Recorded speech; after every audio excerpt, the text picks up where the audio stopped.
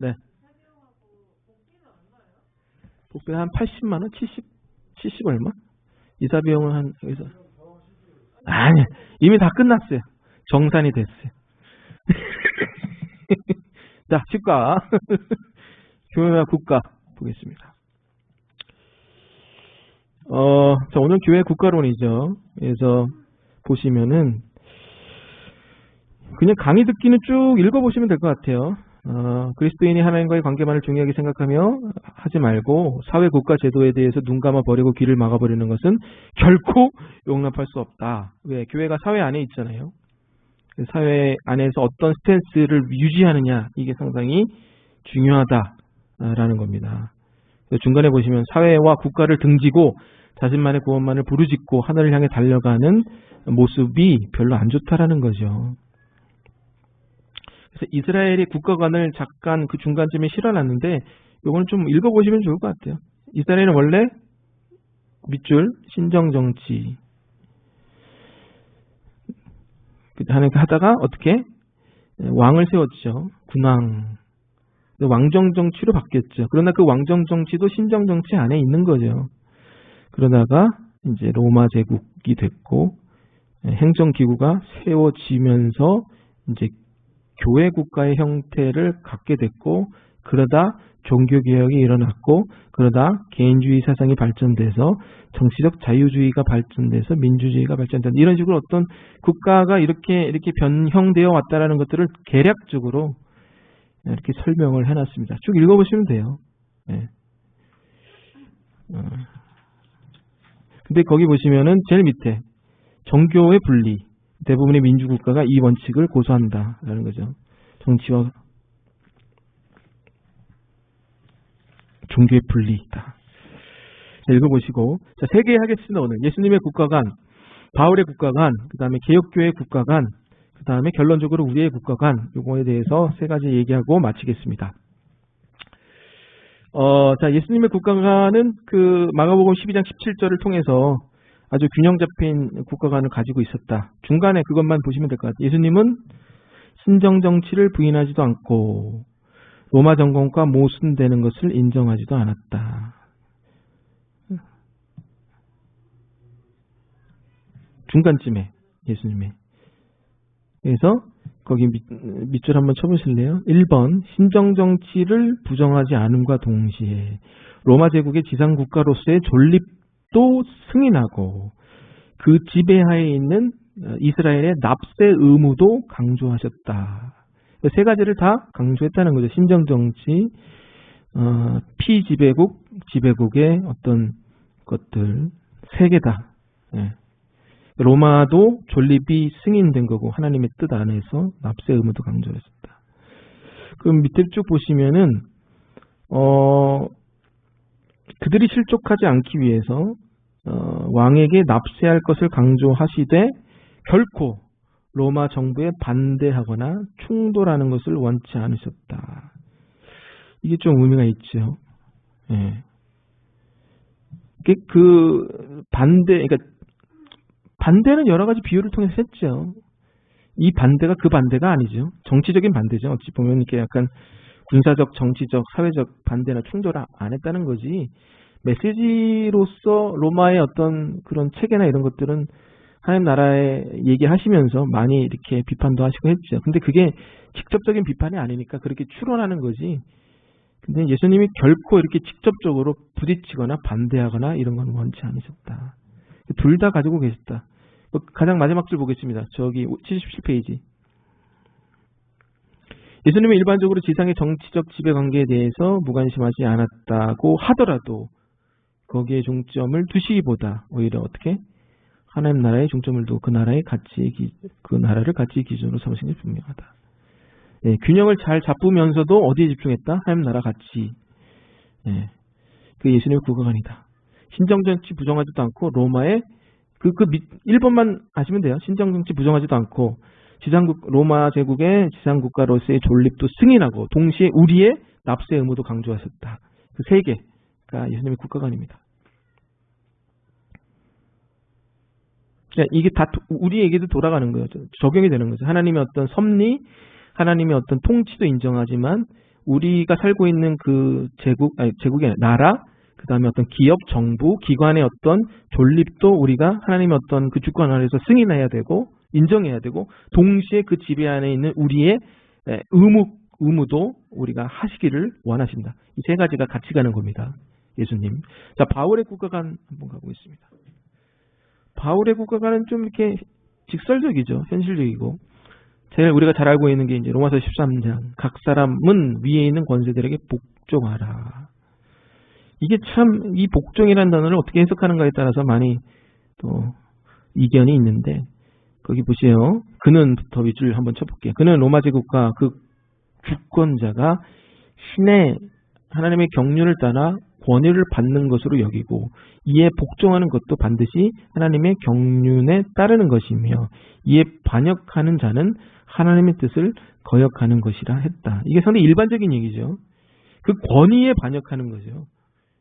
그 권위에, 하나님 그 사람을 세우신 권위에 반역하는 것은 하나님 뜻을 거역하는 거는 맞죠. 그러나 뭐 주장이나 내용은 얼마든지 반대할 수 있죠. 그 사람을 세운 그 권위, 그 사람을 세운 하나님의 권세에 반기를 들면 안 되죠. 그 하나님에 대한 역행인 거죠. 여기서 주의할 점은 거기 밑에 보시면은 신적 기원으로서의 국가윤리다. 그래서 모든 그 윤리, 국가윤리, 국가 주권은 하나님으로부터 기원했다라는 게 바울의 국가관입니다. 그래서 바울이 추가적으로 우리에게 요구하는 것은, 우리도 따라야 되지만 바울의 입장에서는 뭐예요? 국가도 선을 목적으로 국정 운영을 해야 된다. 이게 이제 바울의 목적인 거죠. 그래서 약간 예수님보다는 약간 더 한 발짝 진보되고 좀 약간 나가 있는. 거기 보시면 하나님께서는 선하시기 때문에 국가도 뭐 선을 목적으로 해야 할 것이며, 주권자는 하나님의 사역자가 되어 내게 선을 베푸는 자니라라는 말씀대로 그 권력을 하나님의 뜻을 이루는 데도 써야 된다고 국가에게도 이런 요구와 책임을 요구하고 있다는 겁니다. 이런 게 이제 바울의 국가관이다. 하나 더 나갔다. 국가에게도. 근데 이거는 이 시대에 어떻게 보면 좀 요구된 거죠. 지금은 세상이 많이 다양화되고 또 기독교가 공인되지, 국교로 공인되지 않은 나라도 많기 때문에. 근데 어찌 됐거나 바울이 얘기했던 그 로마서의 말씀은 진리죠. 모든 주권자가 하나님의 하늘로부터 나지 않음이 없다는 거, 모든 권세가 하나님께 정하신 바라는 거. 그래서 그 78페이지 보면은 이거 요것만 밑줄 칠게요. 국가에부터 시작해서 양심을 따라 할 것이니라부터 쭉 밀죠. 국가의 법적 성격이 있다 하더라도 국법은 그 권력으로부터 국민을 동그라미 강제하기 위한 수단이 아니고, 국민은 신적 질서를 따르는 자로서 오히려 도덕적으로 국가에 복종할 것이며, 법률은 그 경우에 국민의 행동을 규정하는 잣대로 주어지는 것이다. 그러므로 복종하지 아니할 수 없으니 진노 때문에, 진노 동그라미 할 것이 아니라 양심을 따라 할 것이라.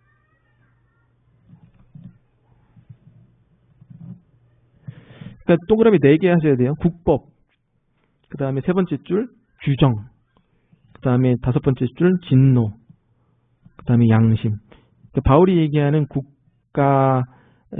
국법은 뭐다? 강제수단이 아닌 규정수단, 행동을 규정하는 규정수단이고, 바울에게 있어 그 동기는 진노가 아닌 양심에 따라서 그 국법을 따르기를 원하는 거죠. 이게 바울의 국가관입니다. 바울이 생각하는 국법은 국민을 강제하는 강제수단이 아닌 뭐하다? 규정하는, 행동을 규정하는 잣대의 수단이고, 그걸 우리가 진노가 아닌 양심에 따라 행동하기를 원했다. 이게 바울의 국가관이라는 거 알아두시기를 바랍니다.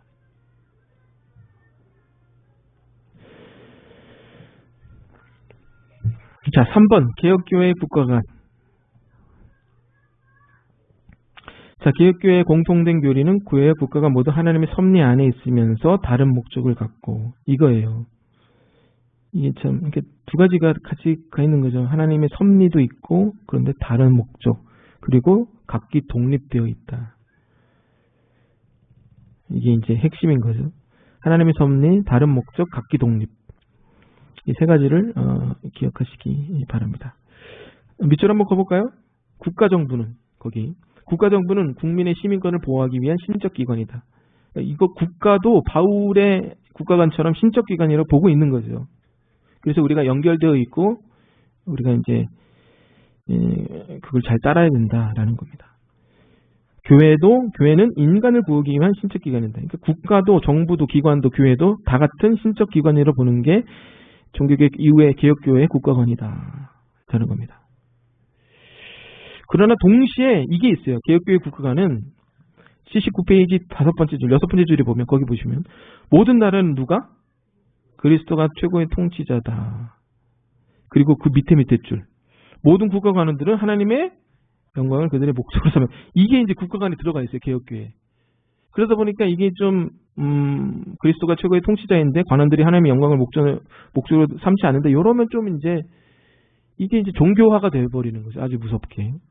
그걸 자기가 판단해버려가지고 막 전쟁이 일어나고 싸움이 일어나고 쿠데타가 일어나고 이렇게 되는 거죠. 근데 세 번째, 기독교의 관리는, 그러니까 기독교의 관리, 모든 국가의 관원들은 사회 질서와 함께, 이거는 다른 얘기구나. 2번. 하여튼 1번, 2번이 함께 간다.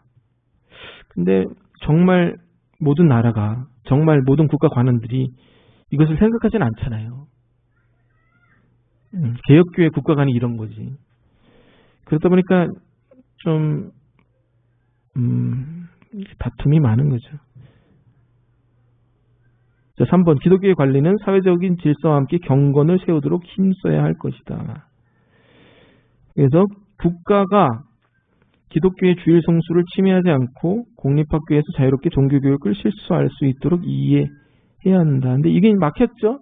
차별금지법으로 해가지고 이제 종교교육 못하죠. 함부로 종교를 이렇게 고면할 수가 없죠. 지금 한빈 형제나 지혜자매 같은 경우도 그 수업 시간에는 하나님 예수님 얘기를 절대 못하게 한다고 그러더라고요. 보니까. 그리고 전도도 학생들에게 못하게. 방과 이후만 됩니다. 방과 이후만. 전부 다 끝나고. 그것도 그걸 원하는 사람들에 한해서만.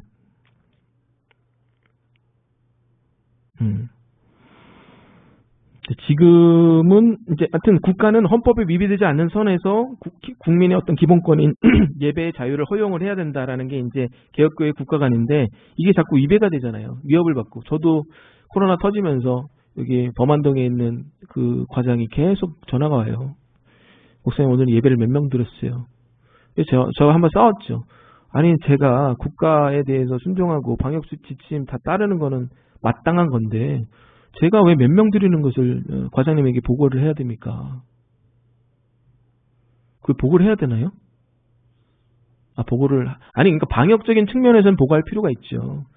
근데 그게 아니에요. 그게 아니라 이게 뭐냐 그러냐면은 우리 교회 막 이렇게 왔을 때도 몇 번 싸웠어요. 예배 드리는 막 중간에 뭐 팍팍 열고 몇 명 사람 체크하고 가서 아니 이제 예배 드릴 때 몇 명 왔는지 확인하는 건 좋은데 좀 조심스럽게 확인하고 가시라고 이런 것들이 있습니다. 자, 보겠습니다. 그 쭉 밑에 보시면은 교회와 국가를 지배하는 형태 4가지 형태가 나옵니다. 첫 번째, 교회가 국가를 지배하는 형태가 있고, 두 번째, 국가가 교회를 지배하는 형태가 있고, 세 번째, 교회와 국가가 분리되어 서로 충돌하며 서로가 서로를 파괴하려는 형태가 있고, 네 번째, 교회와 국가 모두 하나님께서 세우신 두 제도로서 하나님의 영광을 위하여 각각의 임무를 수행하며 관련 부분에서 서로 협조하고 상호견제, 보필하는 형태가 있습니다. 자, 어떤 게 베스트일까요? 네 번째가 베스트일까요? 베스트지요. 이상적이겠죠. 자, 근데 지금은 우리나라는 어떤 위치인 것 같아요? 한 3번에 좀 가깝지 않을까 조심스럽게 점치고 봅니다. 약간 좀 그 코로나 시점도 그렇고 그 이전부터 약간 갈라치기가 됐죠. 교회가 코로나의 원상이고 정부의 방역 수칙을 안 따르는 어떤 대표적인 주자로 이미 낙인이 찍혀버렸기 때문에 뭐 맞는 부분도 있고 교회가 잘못한 부분도 많죠. 근데 또 아닌 부분도 있어요. 근데 지금 약간 좀 서로 이미 갈라치기가 되어 있어요. 지금 젊은 사람들의 시선 속에서는 교회는 어떤 존재냐면은 원래 우리나라 기독교의 역사를 보면 기독교가 그 우파의 성장과 함께 발전을 해왔습니다.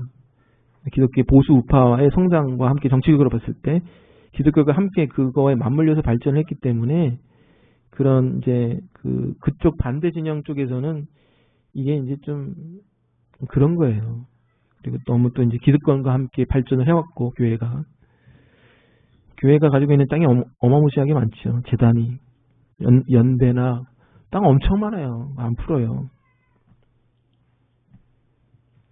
그 관련된 땅이 엄청 많습니다.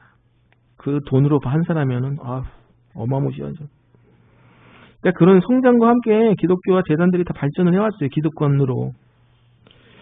근데 지금이 오히려 그런 또 표적이 되는 거고, 거기에다가 아울러서 목회자들의 방만한 어떤 생활 태도 문제들, 성적인 문제들이 불을 지폈죠.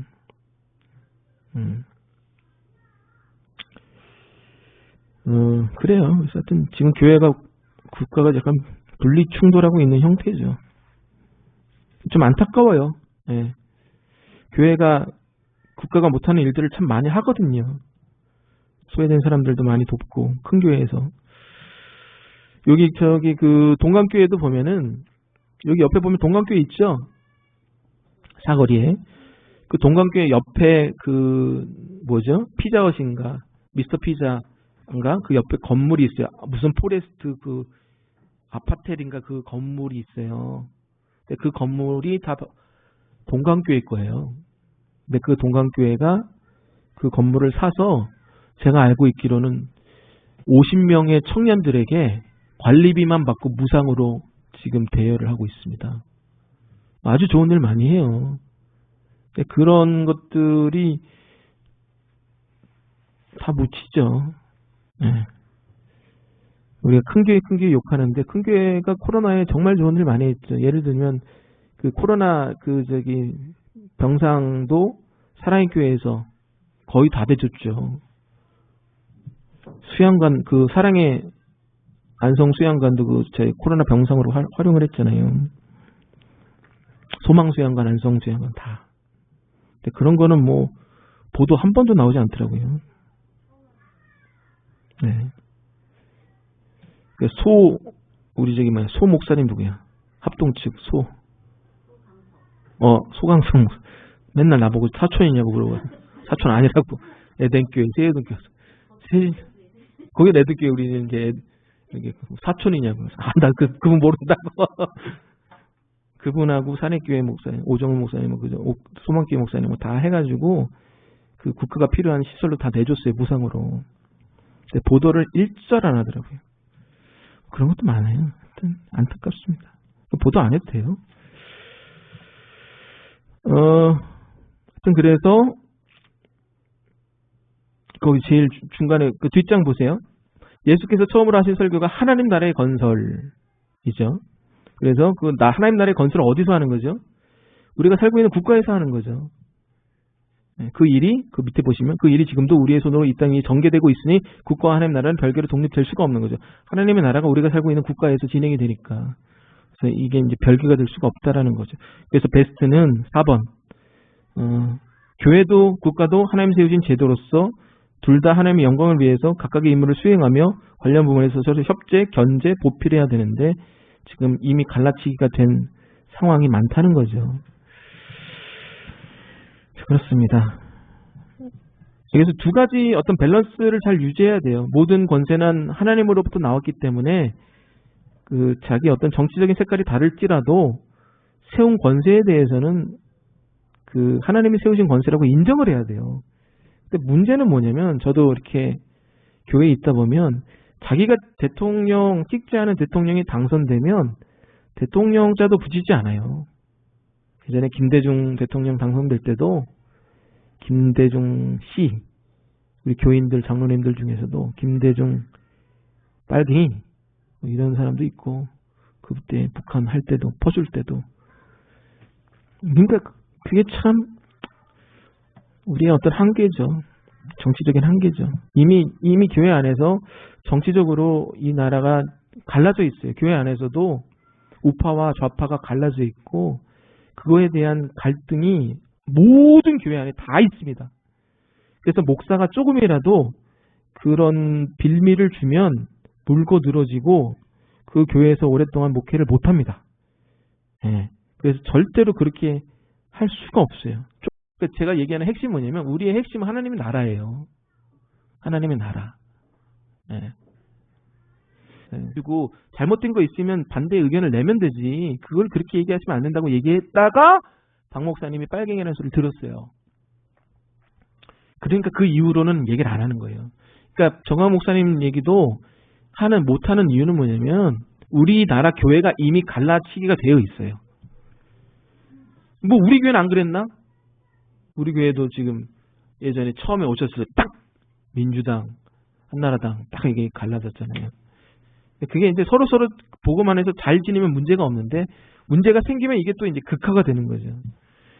하나님이 얘기했던 건 뭐냐면은 위에 세우신 권세는 하나님이 세우신 권세로 섬기고 잘못된 것이 있으면 평화적인 방법으로 항거하고 그러나 우리 안에서 서로 정치적인 색깔이 달라도 하나님의 나라를 함께 꿈꾸면서 교회가 하나 되기를 원하는 게 누구다?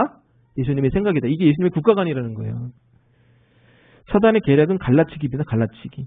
그래서 우리가 우파든 좌파든 하나님의 나라를 향한 그 하나의 코드로 힘을 모으지 못하게 해요. 그래서 사단의 계략이 그런 거예요. 그리고 사단의 계략이 이미 한국교회에 먹혀 들어가고 있죠. 이미 어느 정도 결정적인 데에 가면 정치적인 얘기로 끝나버립니다. 그게 아니고 하나님의 나라거든요. 그 순수한 하나님의 나라를 위해서 저 사람이 정치적인 생각이 달라도 함께 합력하여 선을 이루는 게 정말 하나님의 나라의 시민권의 어떤 특권이지. 그래서 그런 나라를 여러분들이 만들어 나가시기를 바랍니다. 아멘? 기도하고 마치겠습니다. 주님 감사합니다. 우리가 참 교회 안에 여러 가지 정치적인 색깔들이 있습니다. 그러나 분명히 할 건 분명히 하고 나아가게 하여 주옵소서. 모든 권세는 하나님으로부터 왔습니다. 그 세우신 권세를 부정하지 않게 하여 주시고 설령 의견이 달라도 평화로운 방법으로 정말 거룩한 방법으로 항거하게 하여 주시고 우리에게 제일 중요한 하나님의 나라를 정치적인 색깔이 달라도 합력하여 선을 이루어 나갈 수 있는 그런 하나님 나라 백성들이 다 되게 하여 주옵소서. 감사하며 예수님의 이름으로 기도드립니다. 자, 좀 늦었습니다. 조심히 돌아가시기를 바랍니다.